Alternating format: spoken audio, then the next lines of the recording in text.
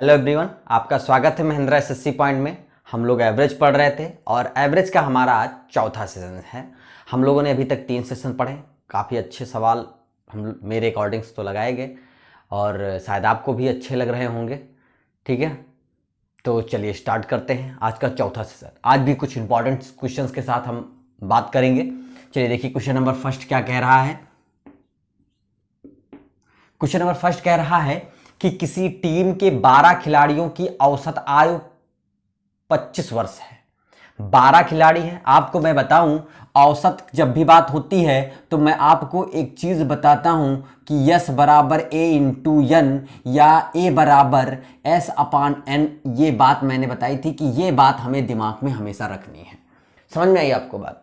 बाकी आपको ट्रिक फार्मूले अगर आपको मिलते हैं, मैं कोशिश करूंगा कि उनको भी लेकर के कभी ना कभी क्लास बनाऊं।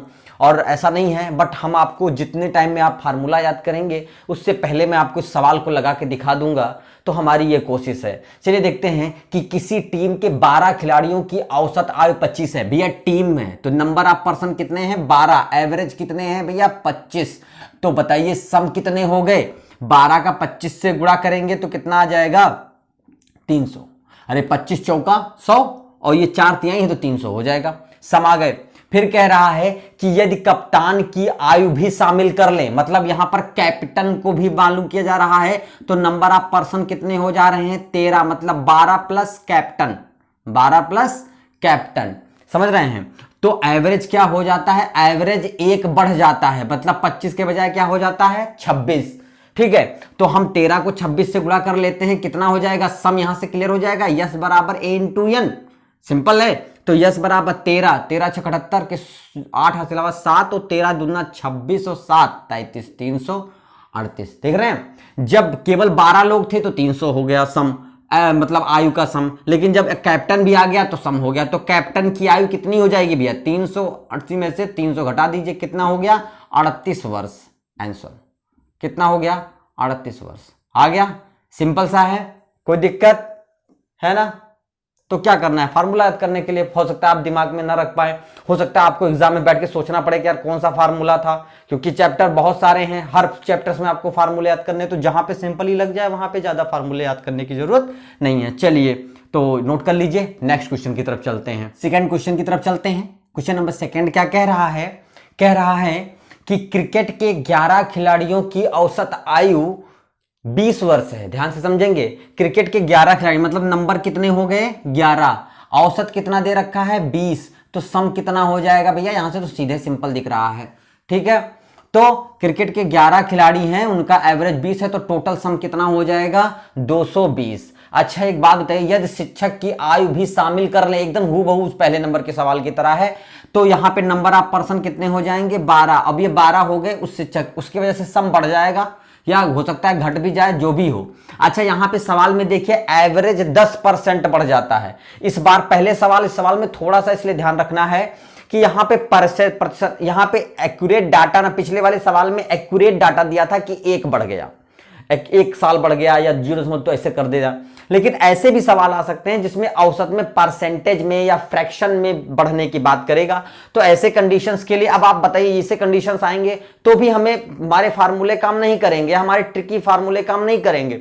तो 10% एवरेज में बढ़ जाता है। तो एवरेज कितना था भैया? थोड़ा ध्यान देख लेंगे।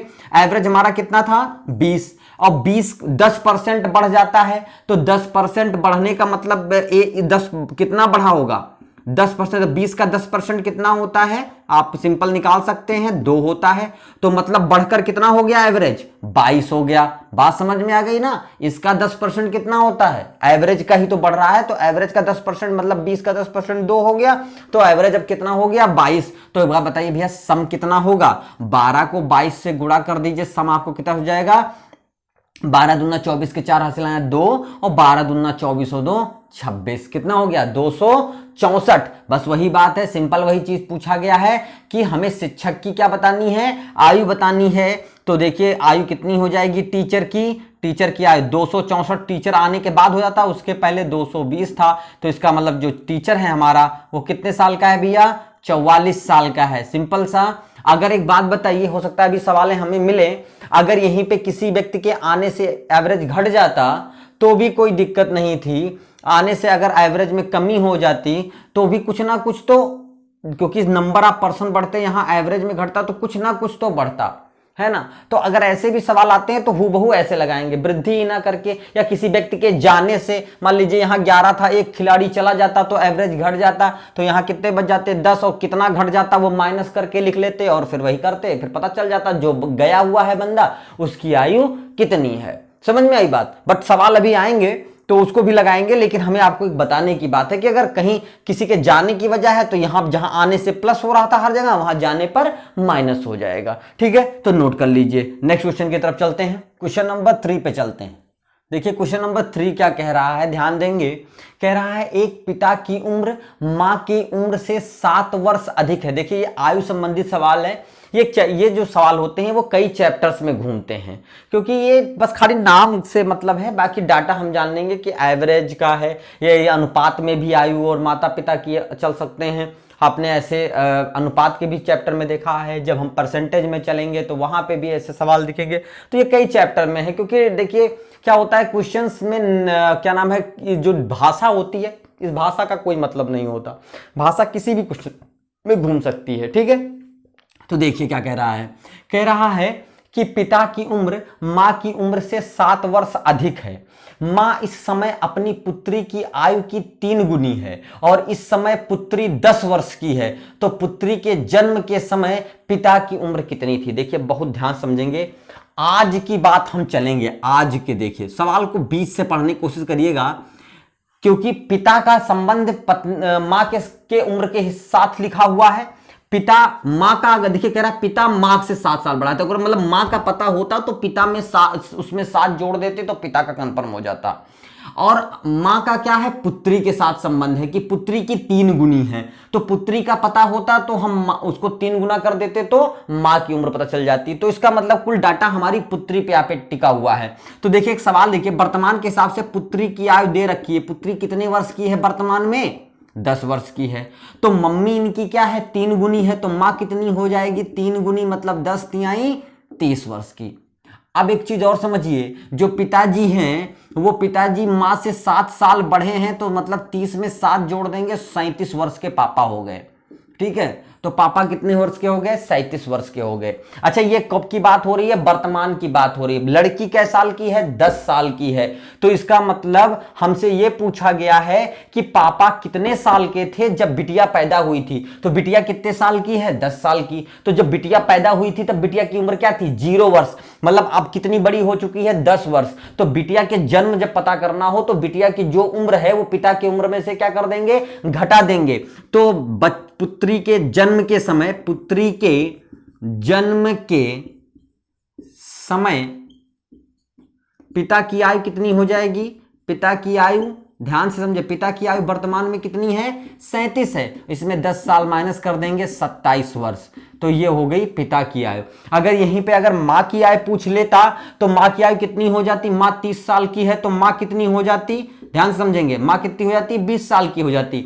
अब यहां पे आप और समझ लीजिए कि बिटिया आपसे इसमें कुछ भी पूछ सकता है कि पिता और पुत्री क्या नाम, माता पुत्री के बीच का रेशियो क्या है, या पिता पुत्री के बीच का रेशियो क्या है, कुछ भी पूछ सकता है। देखिए डाटा जब क्लियर हो जाएंगे तो फिर डाटा रखने में कोई दिक्कत नहीं होती। बट हमें खाली पूछा गया था कि पिता की आयु क्या थी जब बिटिया ने जन्म लिया था, तो 27 वर्ष। समझ में आ गई होगी बात आपको, नोट कर लीजिए। चलिए नेक्स्ट क्वेश्चन की तरफ चलते हैं। चलिए सर क्वेश्चन नंबर 4 की तरफ चलते हैं। क्वेश्चन नंबर 4 क्या कह रहा है कि 3 संख्याओं का औसत चौथी संख्या का दूना है।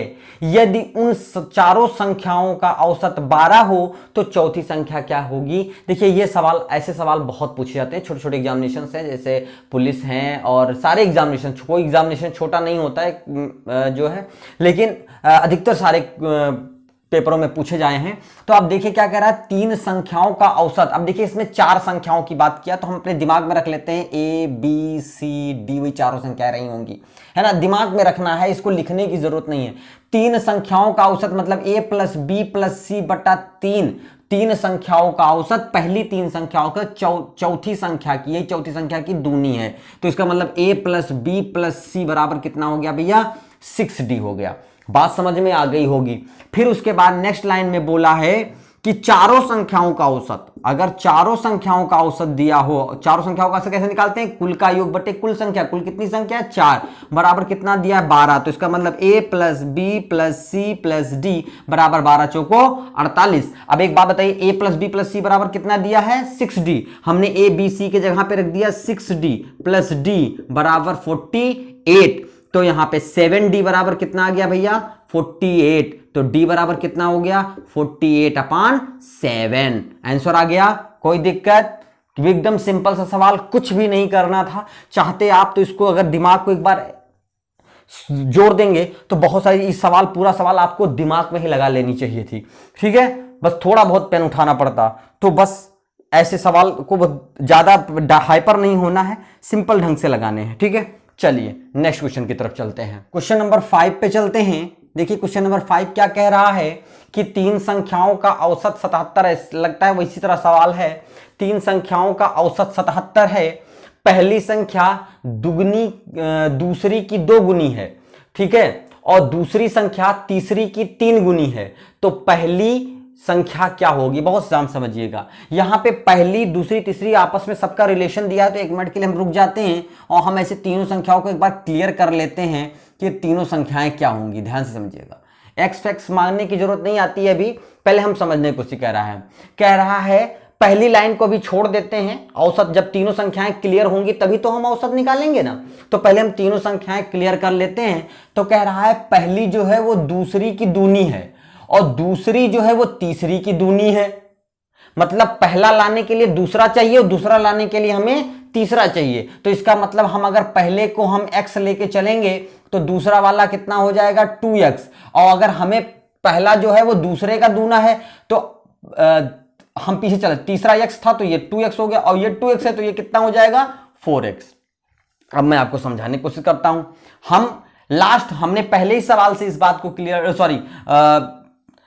तीसरे सवाल में ये बात क्लियर किया था कि हमें एक दूसरे को जानना है कि कौन किससे रिलेटेड है और लास्ट में जिस बंदे की जरूरत होगी उसे। अब इसने कहा पहला जो है वो दूसरे का दूना है, फिर उसने कहा लेकिन दूसरा जो है वो तीसरे का दूना है, जो दूसरा है वो तीसरे का दूना है। तो इसका मतलब ये हो गया मित्र कि हमें पहला जब जान पाएंगे जब दूसरा दिया होगा और दूसरा तब जान पाएंगे जब तीसरा दिया होगा। तो इसका मतलब हमें पहले किसको जानना जरूरी है, तीसरे को। तो तीसरा कितना हो गया x, तो जो दूसरा था वो तीसरे का दुगना था तो इसको 2x कर दिया, और जैसे दूसरा पता चला हमें पहला पता चलेगा क्योंकि पहला जो था वो दूसरे वाले का दुगना था तो 4x। अब सारी संख्याएं पता हो गई हैं। अब हम पहले सवाल पे चलते हैं। क्या बोल रहा है कि तीनों का औसत, पहली लाइन तीनों का औसत, तो तीनों का औसत कैसे है, ये हमने ऐड कर लिया। वैसे चाहते तो आप एक साथ जोड़कर लिख सकते थे, हम ऐसे भी लिख सकते हैं ना, लेकिन मैंने एक लाइन लिख दी आपके लिए 77, ठीक।